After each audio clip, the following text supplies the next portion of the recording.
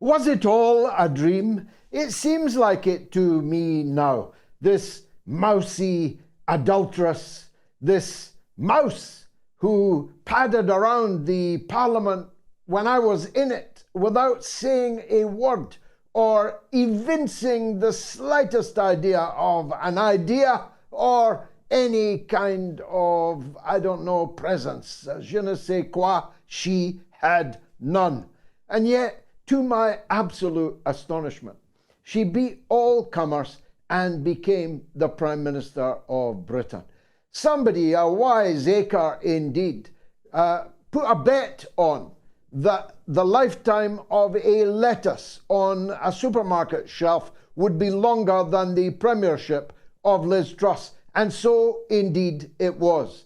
She didn't even last 40 days as Prime Minister of Britain. Now, I think that made her the shortest living Prime Minister, but that's because the only person shorter was shot dead in the House of Commons. As far as I know, nobody served less time in number 10 Downing Street than Liz Truss. She'll be remembered, if at all, for one thing. She was the last person to see Her Majesty the Queen alive. She called on Her Majesty at the palace, and 2 days later, Her Majesty was dead. Now, I'm not suggesting anything improper, any more than I'm suggesting that the fact that Barack Obama's 2 chefs have both drowned at an early age in mysterious circumstances is, well, just one of those coincidences. They're certainly outing Barry Obama, Bathhouse Barry, they call him now, and I wonder why.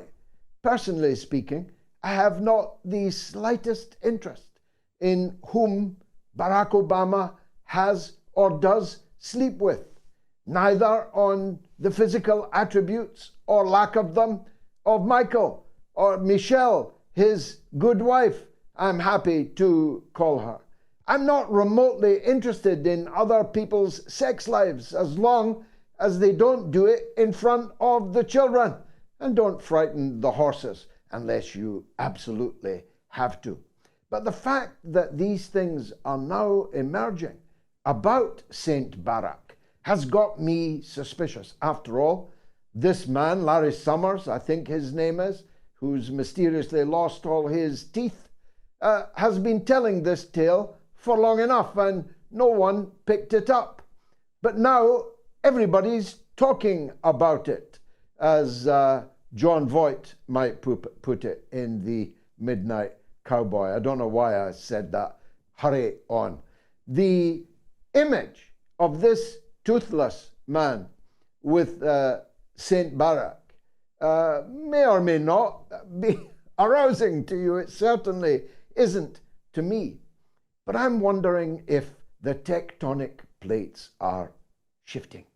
I'm wondering if it's true that St. Barack is the real president of the United States, working Joe Biden from behind, if I can use that term.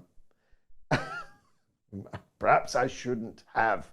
If you get my drift, perhaps he's the one pulling the strings, I said, in the White House.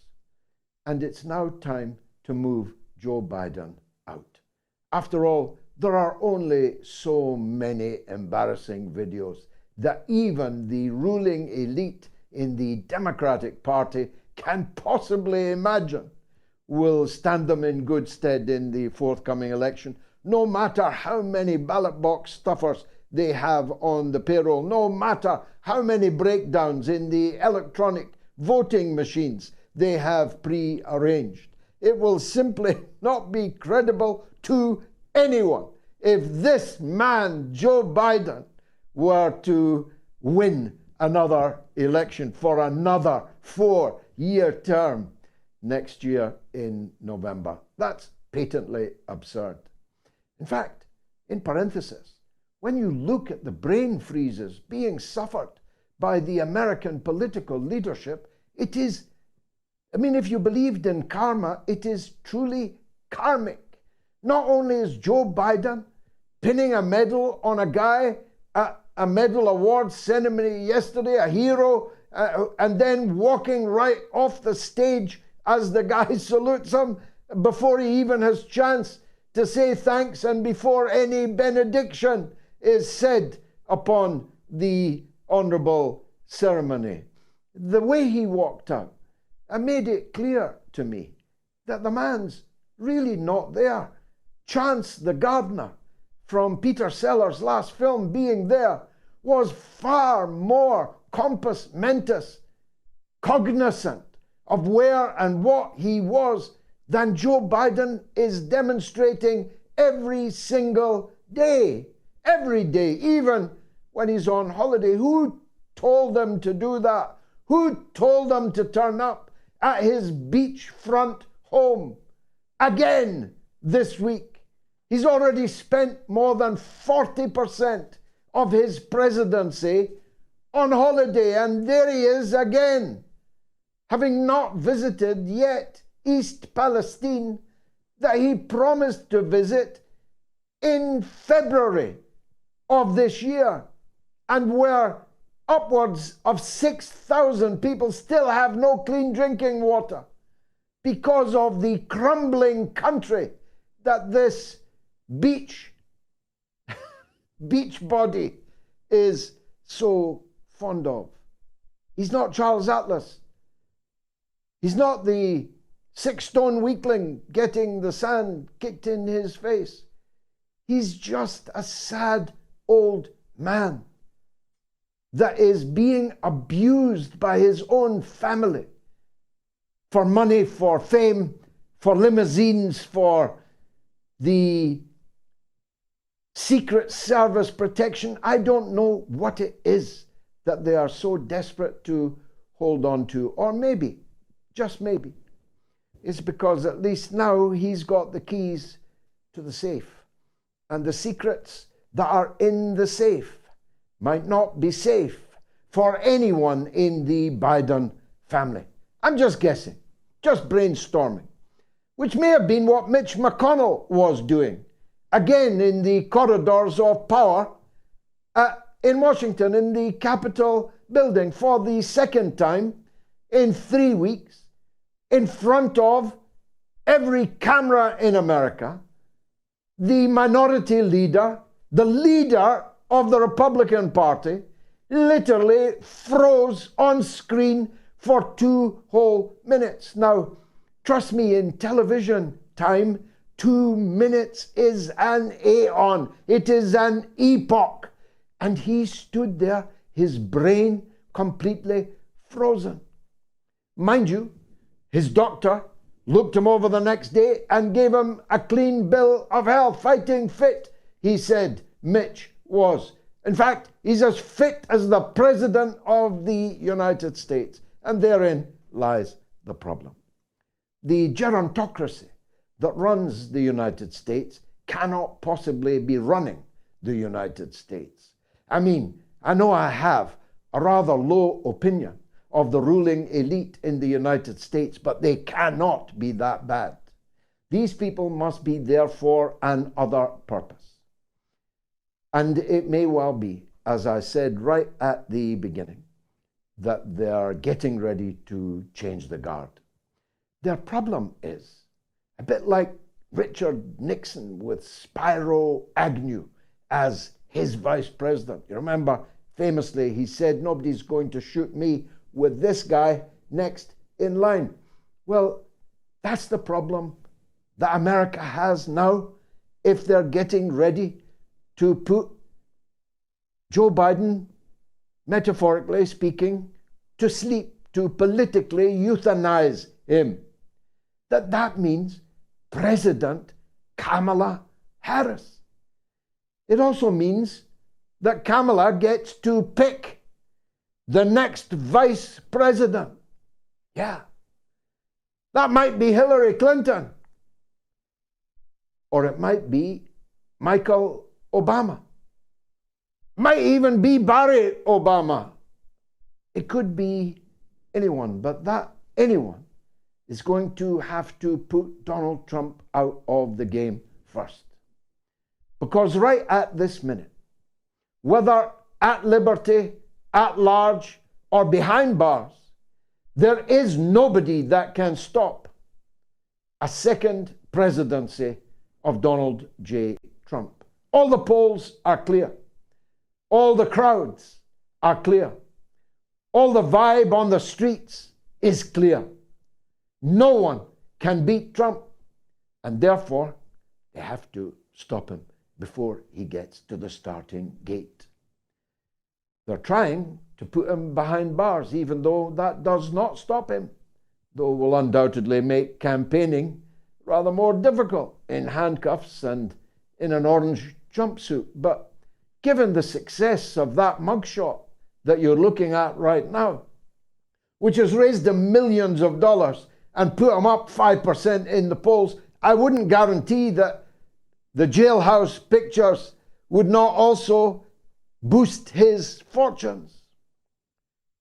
I think myself, it would be cleaner for them all round if he was terminated with extreme prejudice in the way that they have already done to Jack Kennedy and to his brother Robert F. Kennedy as he marched ineluctably towards the White House. I've said this before. I know that Donald Trump has occasionally watched this show. Invest your money in a crack Russian protection team now. Hire them. Americans of Russian extraction. Hire them now, Donald, because you cannot trust your Secret Service detail any more than Jack Kennedy was able to trust his. So many things to talk about tonight, and I've perhaps dwelt overly on Truss and Trump and Biden and the gang that couldn't shoot straight in Washington. I should turn to the war, because you'll have lost track, as I have, the number of game-changing military weapons that were first never going to be, and then maybe would be, and then only through a surrogate would be, and then finally by the big powers in NATO, directly delivered to the Kiev gang, which is falling apart, and where, according to the Pentagon itself, $6 billion worth of weapons are unaccounted for, paid for by the American taxpayer and delivered to the gang in Kiev. But the weapons just keep on burning. The weapons don't change any game at all. In 3 months of so-called counter-offensive, the Ukrainians have recaptured virtually zero territory. But they have lost another 65,000 dead men, some of whom were visited rather nobly by Blinken today in Kiev in their cemeteries, to which he, Blinken, and his gang in Washington actually consigned them. There was the Abrams tank, which burned like a Roman candle on fireworks night. Then there was the unvanquishable Chieftain tank, delivered by the United Kingdom, but not to war zones.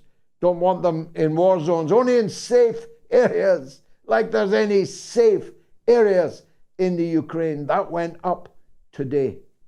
It melted in front of our eyes yesterday.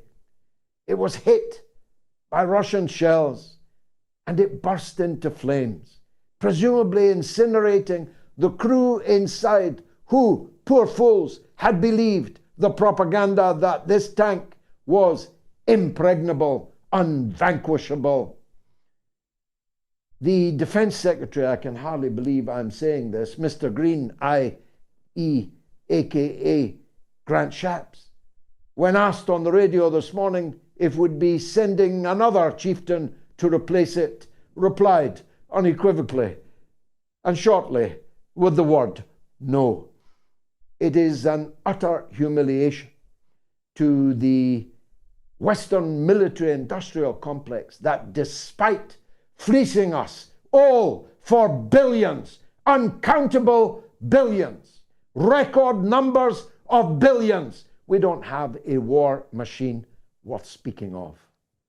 In Britain, our entire armed forces could comfortably fit into the Aston Villa football ground, Villa Park, which I choose as a metaphor because it's not the biggest stadium in Britain. In the United States, generals are parading around in high heels and lipstick. I don't mean the women generals, I mean the male generals. In the United States, they're carefully polishing their pronouns in the way we used to blanco our webbing and our belts. They're polishing their political correctness in the way that we used to shine our boots. As a very knowledgeable man put it on here on MOATS just the other night, a former Colonel Tony Schaefer, as he put it, the United States Army could not successfully fight France. And if you knew anything about French martial powers in World War II, you'd realize that is really quite a statement. Quite a statement indeed. So where did all the money go? Where did all those billions, almost $1 trillion in the case of the United States, what did it buy? It didn't buy weapons that are any use on the battlefield. That's obvious in the armor. It will be obvious in the aging, long ago discarded F-16s if they ever arrive on the battlefield. It's true that the very historic, unchanging, nuclear-tipped, depleted uranium shells, it's true that they will leave cancer in the ground and in the water and in the children of Ukraine for generations to come, but that's not much to boast about. The truth is, again this evening, Russia is on the advance in the direction of Kupiansk, and the British and American supplied armor is burning on the Ukrainian steppe. The heavy rains are about to fall this autumn, followed by the winter snows in Ukraine. The government in Kiev is falling apart. The defense minister has been sacked and sent as ambassador to London. The new defense minister was quickly outed on social media, masturbating himself into a camera, presumably for others to enjoy, if that's the phrase. This gang of thieves, this gang of no-marks, this gang of lowlifes in power in Kiev are not much longer for this political world. Be sure of that. If they're not overthrown by their people, they sure as hell are going to be overthrown by their army, which has begun to vote with its feet in large-scale surrenders right across the battlefield, right across the line of control, which is 25% into the territory of Ukraine, but it will not end there. The number of people flying the flag for Ukraine in Western society has fallen faster than a whore's drawers. They cannot be found anywhere. Anywhere. Take a look at your social media. Look for the blue and yellow that was once hegemonic on social media. Go out in the street with a collecting bucket and collect for more arms to Ukraine and see if you hear a clink or two.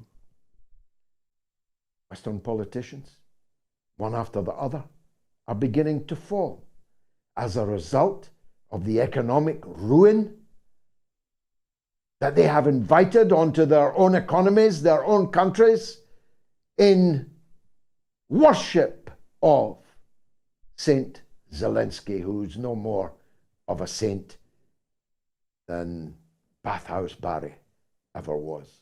Much more of this coming up over the next hour and 40 minutes. I promise you, this is going to be the mother of all talk shows.